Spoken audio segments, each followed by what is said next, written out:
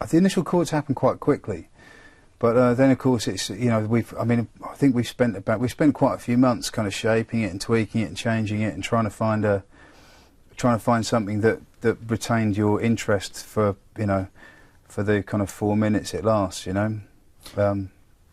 Yeah, I mean it's obviously like a song like this has to have a sort of gravity and dynamic rather than it being something that's like an instant pop song, you know, and hopefully it's got lasting value. A bit's already out there on the internet. What have you made of the reaction? Yeah, for the bits I've heard, I think I'm quite pleased, but I can't wait for people to hear the rest of it, because I think like particularly Adele's performance is really jaw-dropping.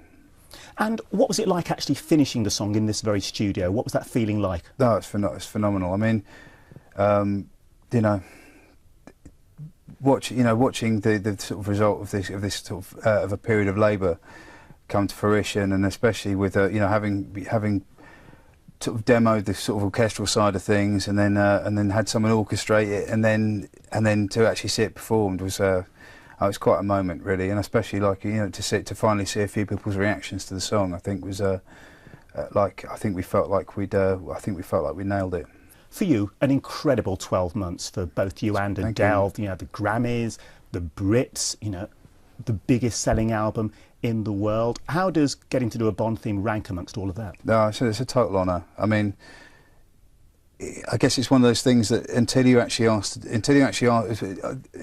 do it, and the possibilities put in front of you, you don't really realise firstly what pressure comes with it, and secondly that how much there's definitely a degree of pride in, you know, in being asked, but then you've got to deliver, and I guess you just have to try and switch off from the pressure and try and just do something that's true to the artist you're working with and true to the nature of the film and the story. And I think that, you know, the best Bond songs feel like they're part of the film. You know, they're like they're part of the story and part of the narrative of the film. People are already talking about this as a potential Grammy winner, as a possible Oscar winner. Yeah, I don't know about that. I don't want to get speculation. And for you, how difficult has it been keeping this secret? You know, we've been talking about this for so long. People saying it's got to be Adele and Paul Epworth for this.